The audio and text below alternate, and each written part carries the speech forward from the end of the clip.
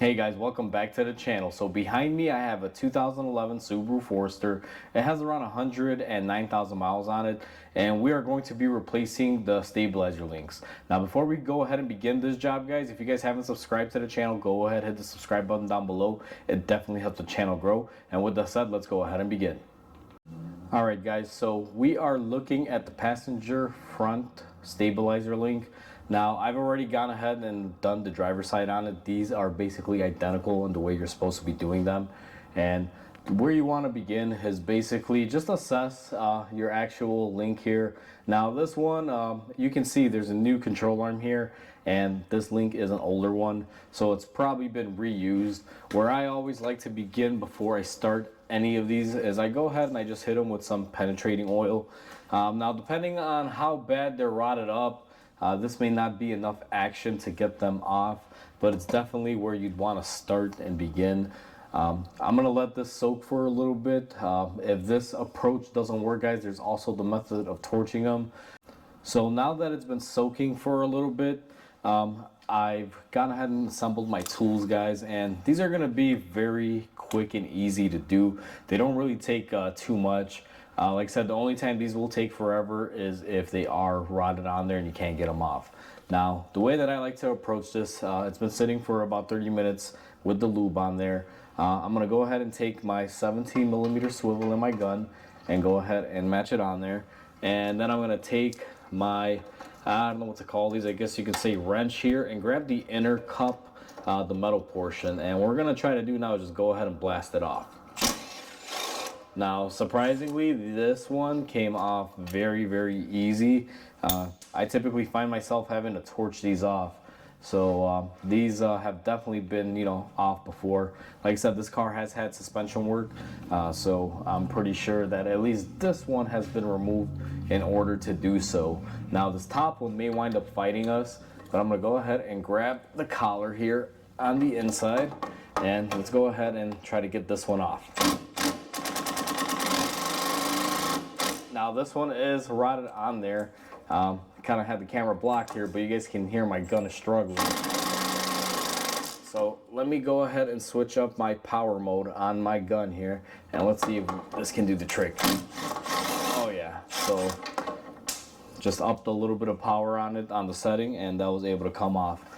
Now, once you get both of your bolts off there, you guys can see this one has a very limited amount of area to come out of, and you still have the studs hanging out. What I like to do is go ahead and grab it, pull it out on one end, and then just kind of fish it through and get it off on the other end. Eventually they come off. Now, the portions that I was grabbing on the inside were right here. That's basically the collar. What'll happen is if you don't grab it there, these will just spin in there, especially if they're worn out like these are. These have been making click-clacking noise over bumps, so these are pretty worn out. I don't know how well you can see, but they're just loose as a goose there.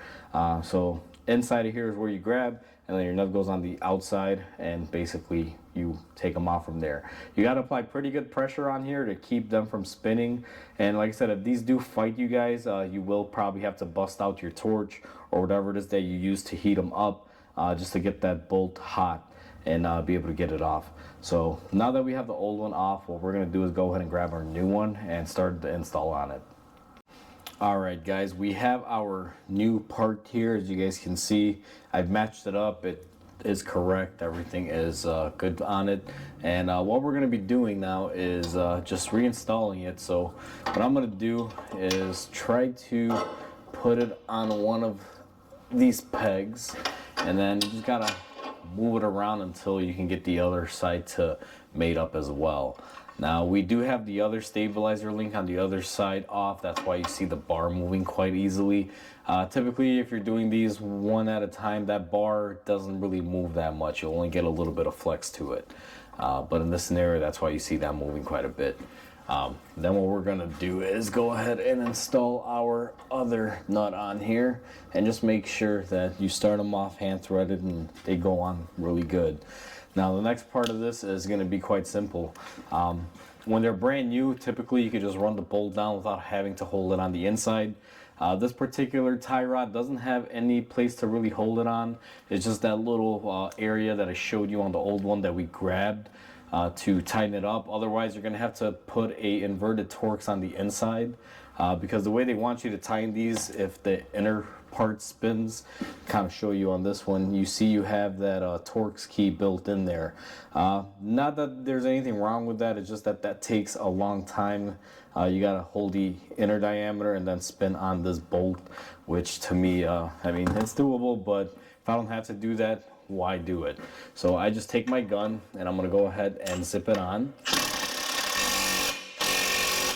Now we got pretty lucky, like I always do on most new ones. You can typically go ahead and spin them on without an issue and tighten them up. Now these do probably have a torque. I'll be honest with you, I don't really torque them. Usually I just gun them on and they hold on pretty good. Normally you can tell when they're tight.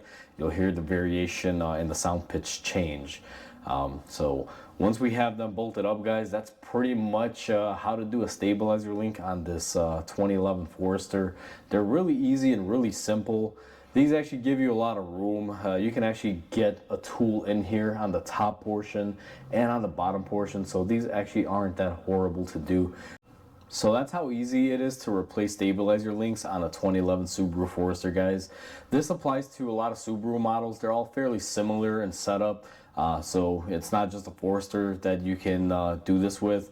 You can also use this video and apply it towards, you know, other models in the Subaru lineup. And to be honest with you, quite frankly, even other stabilizer links, most stabilizer links are all the same. They have to attach to the strut or control arm or onto something, or a sway bar link. So realistically, you know, same concept everywhere. It's just that these are generally very easy just because they do give you a lot of space. Sometimes some cars you can only get hand tools in there. I do like that they give you the room to be able to fit an actual impact tool and everything in there. So hopefully you guys enjoyed this video. Please comment, like, and subscribe because it definitely helps the channel grow. And with that said, I'll catch you guys on the next video. Until then, hope you guys have a wonderful day.